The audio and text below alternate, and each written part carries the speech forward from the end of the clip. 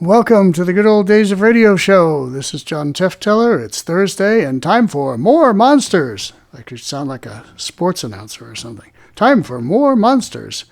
Anyway, the More Monsters story for today is an episode of the classic radio series Escape from CBS, May 9th, 1948. The H.G. Wells classic story, The Time Machine. The one about the Morlocks and all that good stuff. Very famous story and very interesting adaptation here by Escape. They're kind of interchangeable at one point, but this one is Escape and not Suspense. So, here we go. May 19th, 1948, The Time Machine.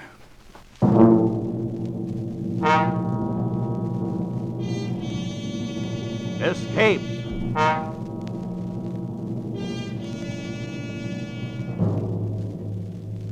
You were rushing forward through time, far into the future, trying desperately to flee the clutching fingers of a band of night creatures, a dreamlike horror from which there seems no escape.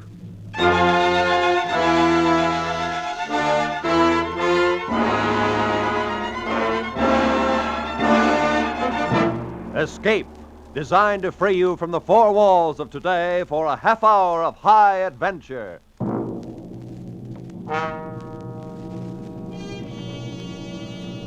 Tonight we escape to the year 100,080, and to a world where beauty and terror live side by side, as H.G. Wells described it in his immortal story, The Time Machine.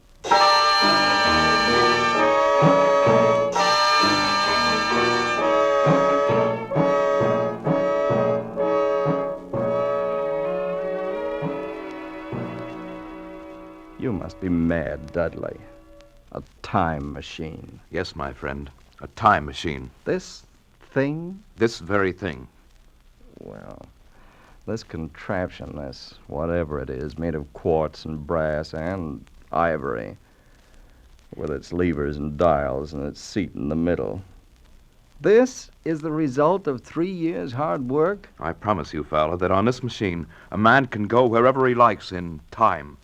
By working these levers, a man can choose his century, his year, his very day. Oh, that's impossible. It's out of the question. Then one of the journeys I've already taken on this little contraption. Well, I'm afraid you're having a bad dream. You mean I've developed into a liar? Very well, you shall have proof, my friend. How? Just climb on, Fowler. Sit in a seat with me. I'll take you for a little spin. You mean right now? Right now.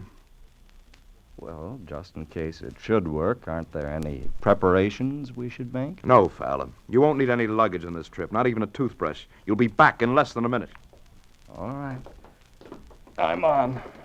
Now what? Hold tight, because it sways a good deal. I'd hate to lose you. Well, I can't be frightened, Dudley. Then you're braver than I am.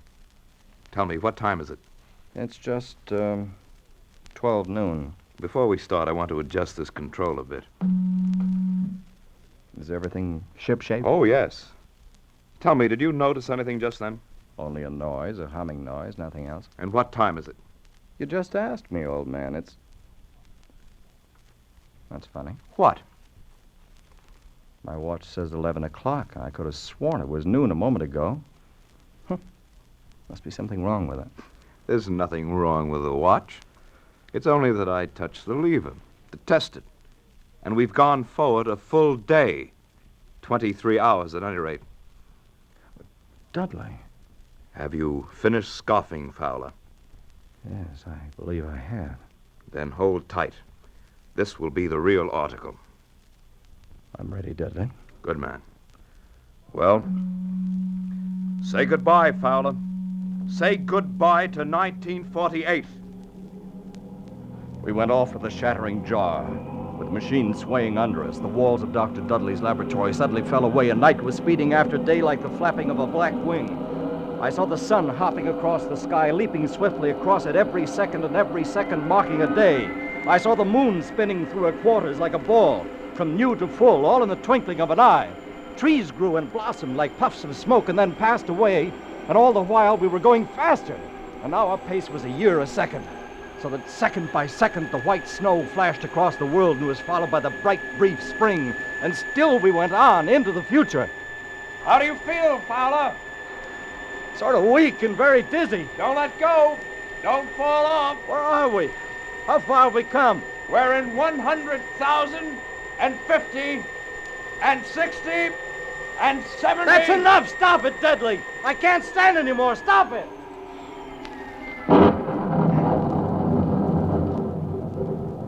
Fowler, are you all right? I believe so. No broken bones. What happened? I'm not sure. I must have stopped too suddenly. Where are we, Dudley? Look around for yourself. On a wide lawn, in a beautiful, vast garden. I meant geographically. Just where we were when we started. We're standing exactly on the spot where my laboratory stood 100,000 years ago. And the year? 100,080.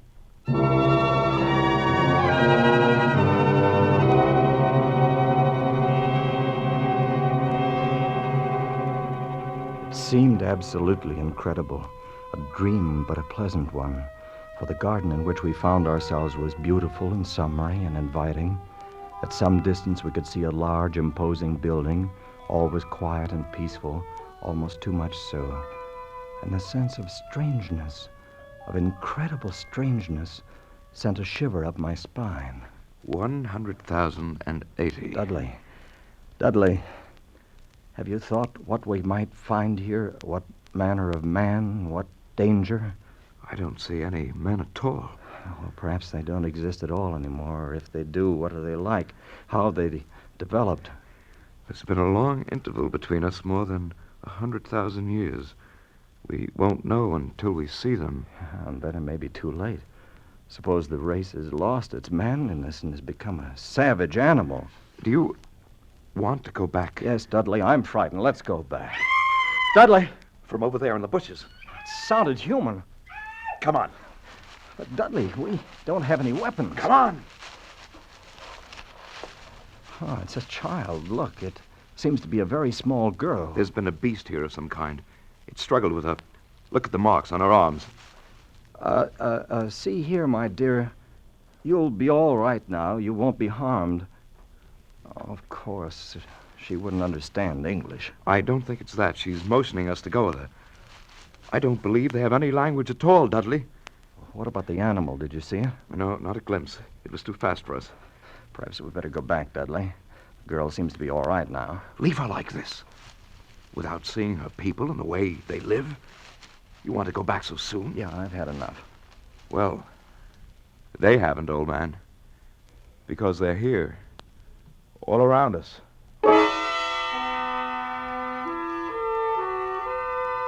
They had crept up on soundless feet to surround us, the little people of this era. And the girl we'd saved was not a child, but a full-grown woman. For they all stood 4 feet high, dressed in simple tunics, beautiful creatures, but terribly frail, with a plump, soft kind of frailty. Their mouths were small, and their little chins ran to a point, and they made no sound. They were like eerie figures in a dream, and all we could hear was the heavy rustling of their clothes as they surged happily around us, their faces wreathed in smiles.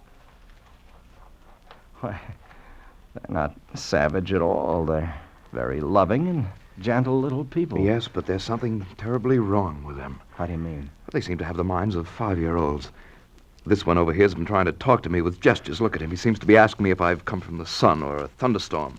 How did you expect them to be? Far ahead of us, of course. Incredibly ahead of us in knowledge and in science. And look at them. Children. Oh, they seem happy in this huge garden of theirs. That's something. I've changed my mind, Dudley. Maybe we shall enjoy spending a few days with our little friends. The little people led us home into their valley. They lived in colossal buildings, sleeping all together in one huge hall, eating in another, playing and frolicking together in the sunshine, and Dudley and I lived with them for days in utter contentment. One afternoon, we walked together along the banks of the great river. There's no apparent difference among the sexes. They all wear the same clothes, have the same soft, hairless skin, Same feminine roundness of limbs. Yeah. I wonder if it's because they're vegetarians. They're vegetarians because they have to be. You haven't run across any horses or dogs or cattle of any kind, have you? No, now that you mention it. With good reason. They're all extinct by now. Just as the dinosaur is with us. Dudley, there's something very strange here. Something hidden away and silent. You may be right. Anyway, I've taken the precaution of removing the controls from the machine. I don't much fancy the idea of someone riding away with it into another century and leaving us here for the rest of our lives. Dudley, do you recognize this bit of ground? Why, yes, this is where we landed. I thought so. I wasn't sure. Why do you ask? Can't you see? Look around. It's empty. What's happened to the machine? They've taken it away. They've stolen it. Where, Dudley? Where? Look, see the tracks where they've dragged it? Over here, come along. Right here, by this monument, the end of the trail. Those are brass doors in the base, and they're locked. The machine, it must be in there inside. We must get it. Break down the doors. Oh, how? How can we? Here, we use the levers. Oh, it's no good, Dudley. They're solid. We'll never break through. Never! Never! Do you mean stay here for all our lives? Do you mean never go home again? They must open the machine, the time machine!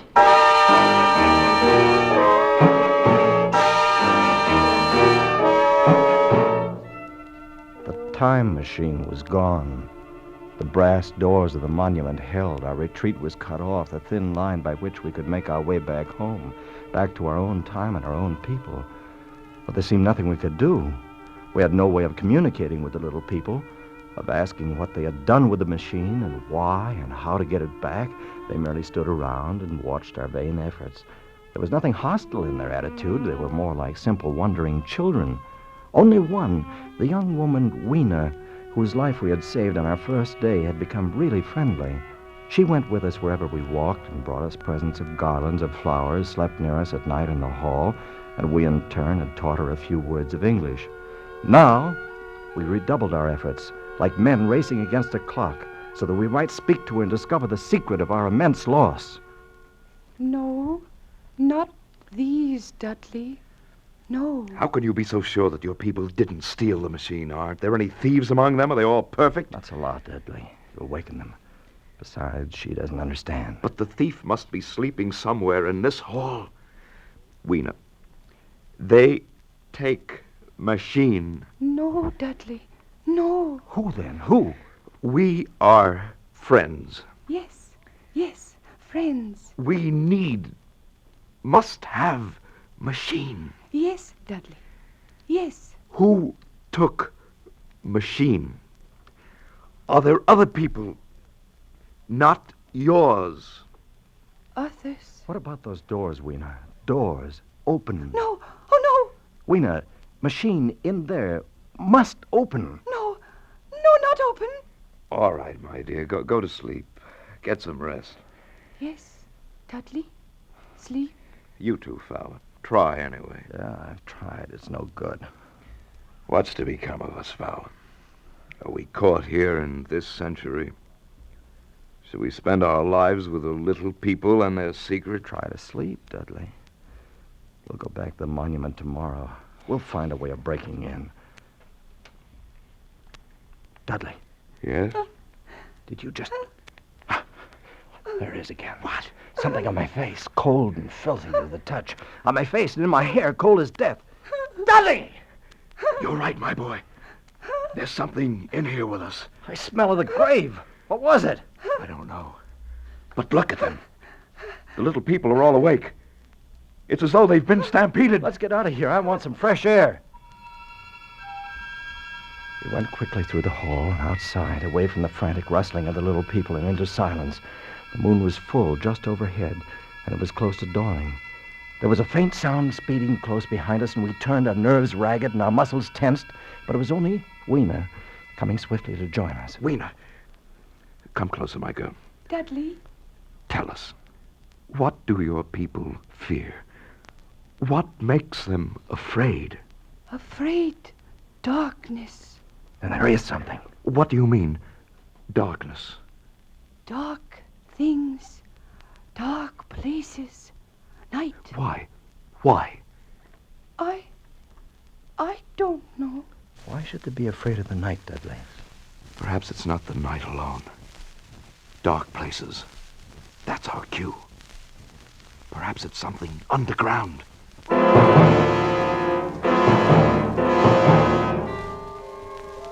By now it was light, another day. We had wandered into a lovely wooded place, about a mile from the community. Suddenly, Weena screamed. Dudley! We stopped short. A pair of glaring eyes was fixed upon us. As we stood there petrified, the thing, a little ape-like figure, rushed across our path and disappeared in a clearing about 30 yards away. Fowler! What was it? I couldn't see it too well. It seemed to be dull white, with white hair on its head and down its back. Looked like a small ape. That's because it was running on all fours, with its arms held very low. Weena, what's the matter? Morlocks.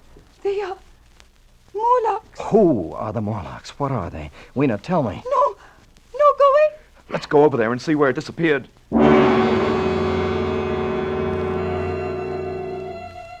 In the clearing, we found a round, well-like opening. I leaned over and looked down a deep shaft, and as I did so, I saw a small white creature retreating down a ladder in the well.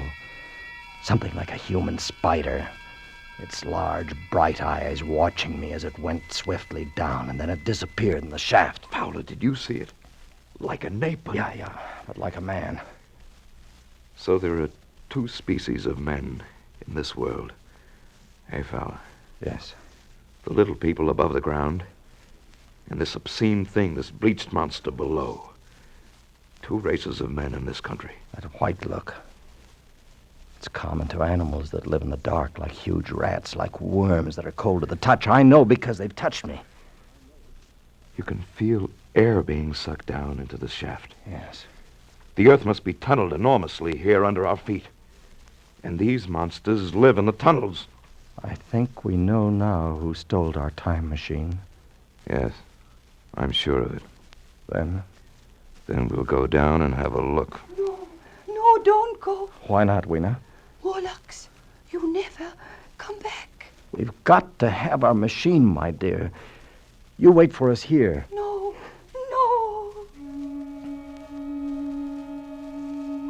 But we went down, our heels ringing on the small metallic bars that were meant for creatures so much smaller than we. Down we climbed, down, ever in darkness.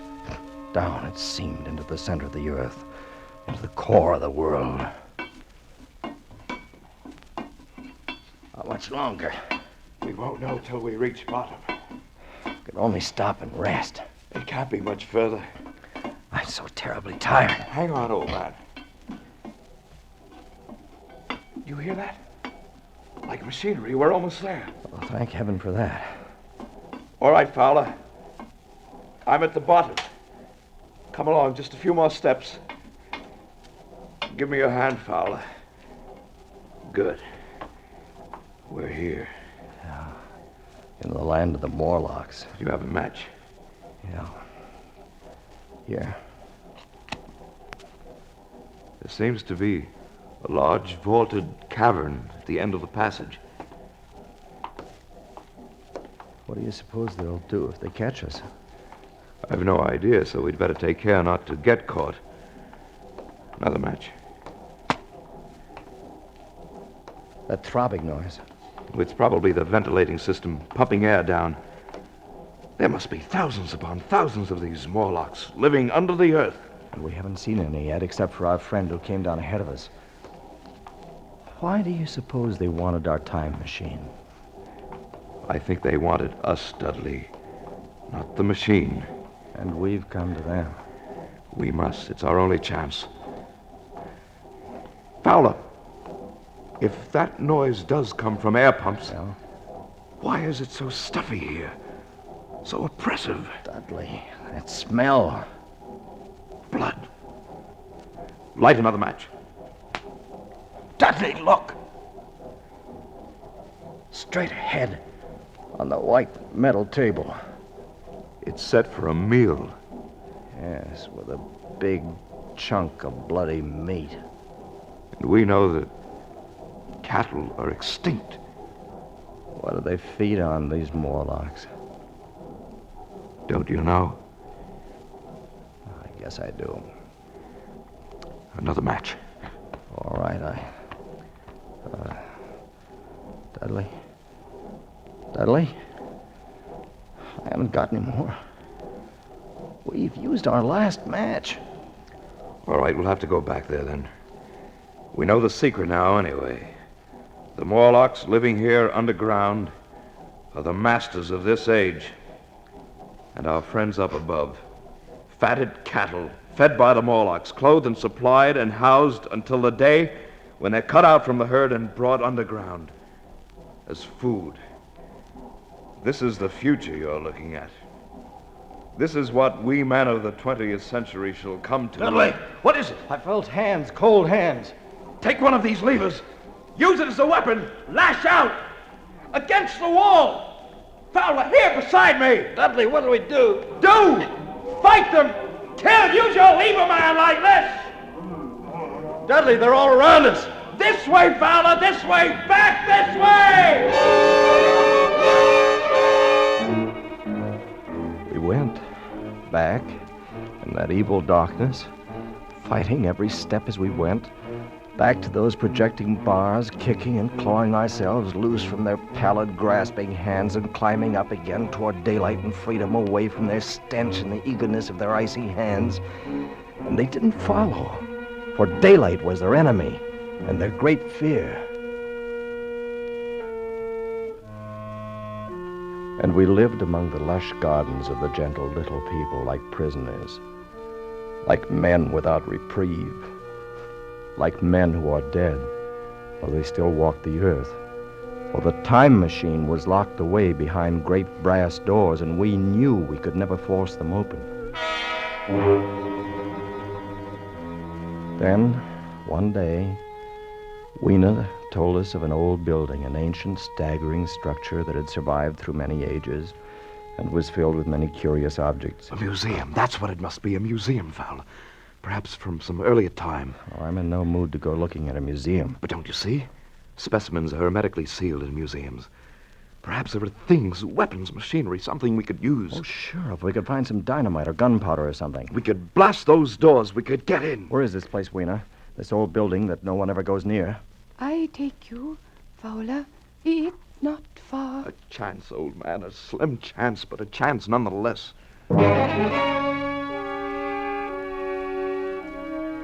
All day we wandered through the great ruined halls. The building had been deserted and in disuse for perhaps a century. The childlike men of that time had long since ceased to care about anything but their own personal comforts. It was late afternoon and growing dark when we came upon the chemical section. We'd found nothing useful to us until then. And now came the worst disappointment of all. And it's dust. All of it. It's been dust for centuries. Another dead end. It's hopeless. We were out of our heads to hope that nitrates would retain their form for 100,000 years. We better go, if nothing here. Wait just a moment. There's something in this case. You can break it with your lever. Stand back a little. Hallelujah. A box of matches, hermetically sealed. Yes, they're perfect. They're not even damp. And what shall we do with them? Burn down those brass doors? Better keep them anyway. At least we can smoke again. And you can't tell. Fowler. Yeah? On the floor. See them? Small, narrow footprints leading away into the darkness at the end of the gallery. Dudley. We better go. Pick Ween up and carry her. We'll have to run for it. Don't be frightened, my dear. It'll be all right. Go on, run!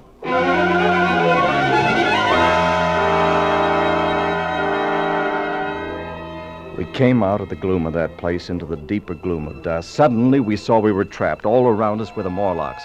They were there by the thousand, surrounding us and coming closer, a long, even line of deathly white, their eyes blinking in the half-light, and their tiny mouths alive with appetite. The matches, Dudley. Light a fire. Here, the forest is dry. Good. We'll have an inferno here in a minute. And our little friends don't like light or heat. The fire leaped high to the heavens, and the countryside was ablaze. The Morlocks turned in fear, blinded by the glare. Some of them burned into the middle of the raging flames, and the rest faded away like a fog. Dudley had left a narrow passageway for our retreat, and we fled down a long corridor of leaping flames and blistering heat. We fled to safety.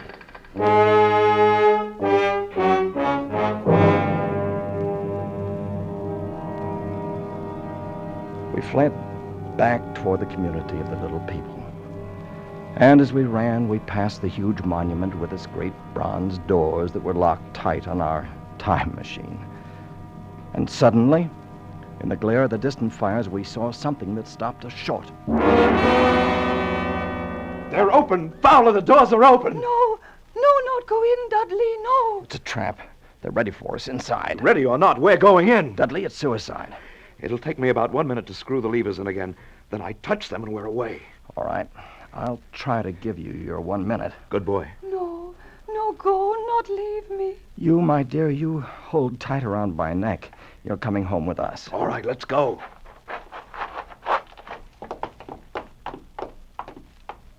We're in. Look! The machine, they haven't harmed it. I don't see them yet. Come on, quickly. Give me that other lever. The doors, Dudley, they're closed. Get in the seat. I'll be ready in a minute.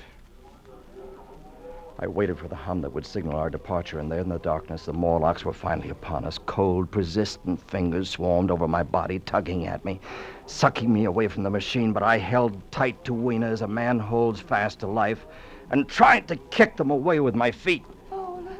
Hurry, Dudley! Hurry! I can't seem to get these levers. Quick, or we're done!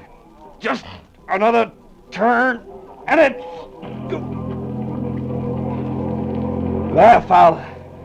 We're away. We're gone. Yeah, we made it. You all right? I'm all right. Good. And Weena? Weena isn't with us. What happened? They tore her from my hands at the last minute. They got her. I tried to save her. I couldn't. I know, old man.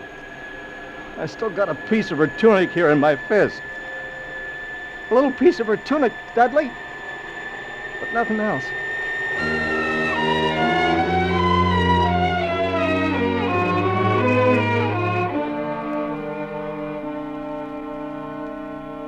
And so we came home again. Back into the very minute from which we had left.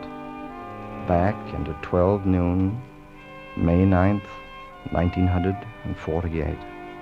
We were in Dudley's laboratory again, motionless, sitting on the ridiculous contraption which he called a time machine. Was it all a dream? A mad and feverish dream? Did any of it happen? Could any of it happen? No, of course not. How stupid. But then, what's this? What of this jagged piece of thick green silk I hold in my hand? What does that mean?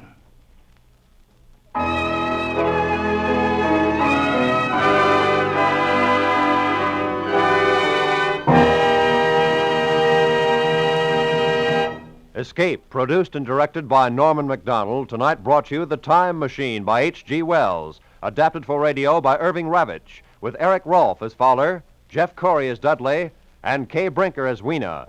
The musical score was conducted by Wilbur Hatch. Next week.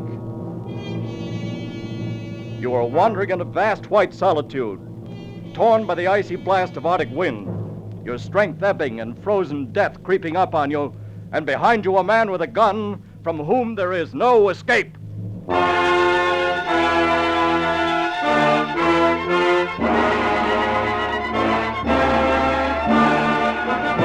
Next week, we escape with another great story of high adventure by one of the world's best-known authors. Good night, then, until this same time next week, when once again we offer you Escape. This is CBS, where 99 million people gather every week, the Columbia Broadcasting System.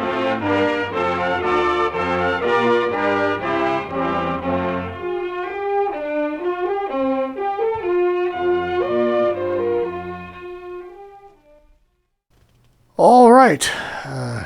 The land of the Morlocks. So, back on Tuesday with another maybe comedy, maybe something else program. And then Thursday, more monsters, more monsters. So we will see you then.